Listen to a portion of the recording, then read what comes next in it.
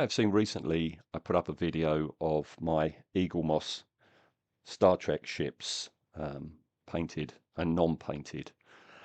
Um, I'm a fan of Star Trek, the original series, but the subsequent shows, they just have never done anything for me whatsoever.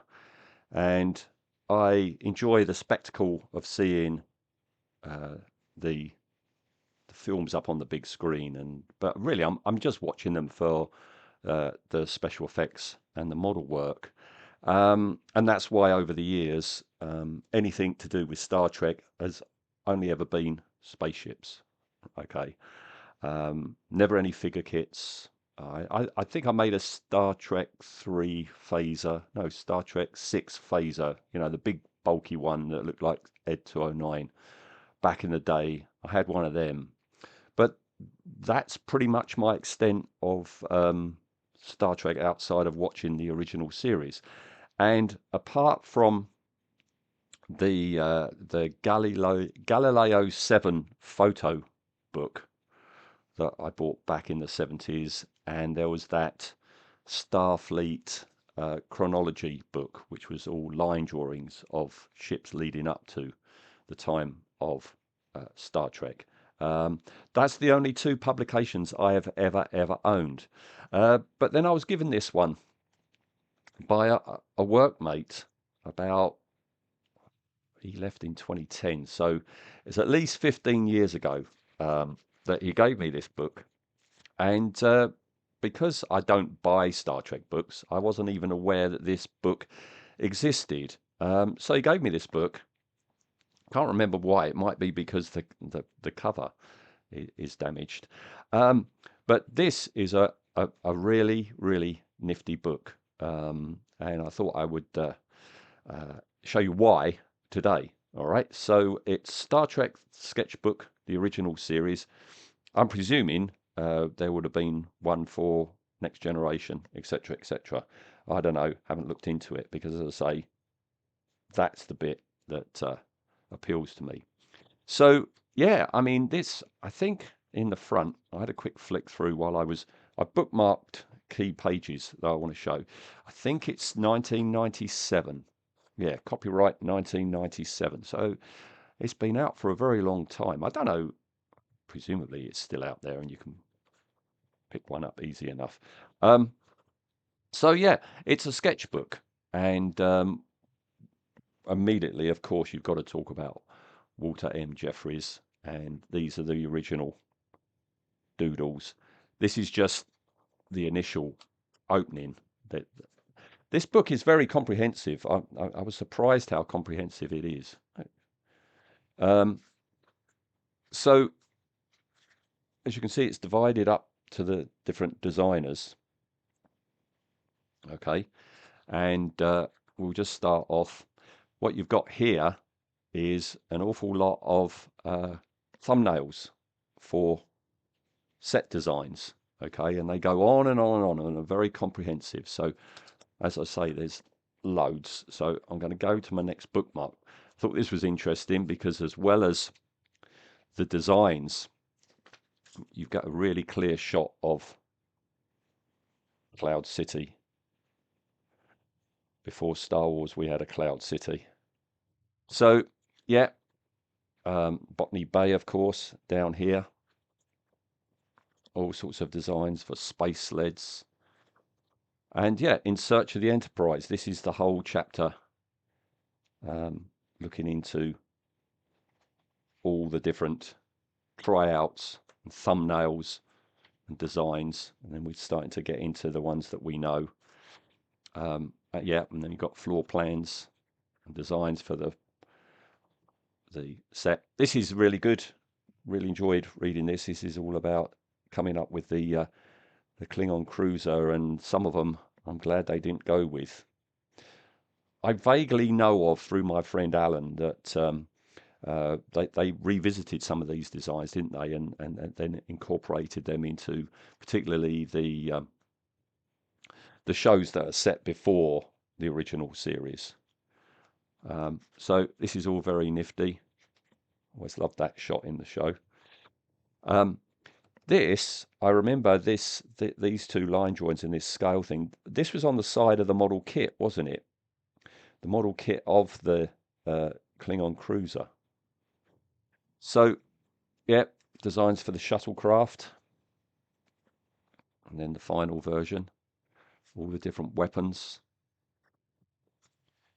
This is interesting. This is called the Lost Set, and it apparently Matt Jeffries just didn't have the time. You'd have different directors come in and say, "Look, can you meet me down? I want to walk through the set and just work out what's where and everything." He didn't have time, so what he did, he knocked this up at home. This is a 4 foot by 4 foot 3D model of the actual what was actually there down at the studios, so the directors could work out the logistics of getting from one place to another. Thought that was very interesting. There's an awful lot on costumes, and I'm not like Ian, I'm not drawn to the costumes, but it is interesting to see, number one, that they existed still as far as 1997, and to see them out of context and actually see them, on a dummy. So you've got publicity shots, and then you've got the actual thing. You can see how photography can change the colours. All right. So yeah, there's a lots on costumes.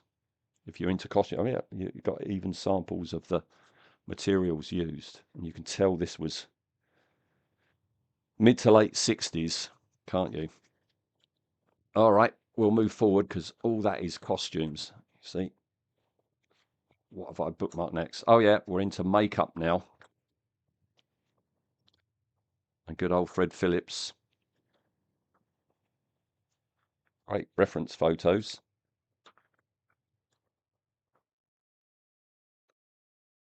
Okay.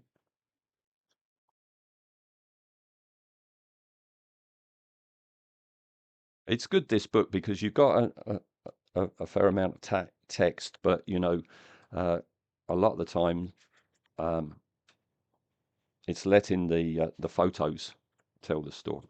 Story, yeah. Uh, whether it's good or not. All right, and then we'll skip to a hero of mine, Wah Chang, who is I've done a feature on him on Effectively Speaking, and he's just criminally overlooked for his contribution to science fiction design work. Um, yeah, I mean, up here we've got the Time Machine, which he designed. He worked on Wonderful World, Brothers Grimm. He worked on The King and I. He worked on The Outer Limits. He designed the phasers. Sorry, the communicators. Okay. It was $1,019 for making 2 practical and 8 dummy communicators. And over here, the phasers he did for $520. Here, $748 to make the helmet and ears for the Romulans. Yep. He designed the Salt Vampire. Balok there's his signature. He designed it. This is all his original design. I mean, that's creepy back then. It's still unsettling now, but that's even creepier, isn't it? The Gorn is one of his. Let's say great photos. Dribbles, Fox Harp, and he did the Romulan ship as well. And there he is. There's the great man himself. And that's how it ends. The book ends there. So yeah, it's a terrific book. As I say, I'm sure it's still readily available. But if you're not aware of this and you're you know, you have an interest in design work, be it model work, makeup, props, um, miniatures, costumes. This is a really, really terrific book. And yeah, if you haven't got it, why not go out and get it?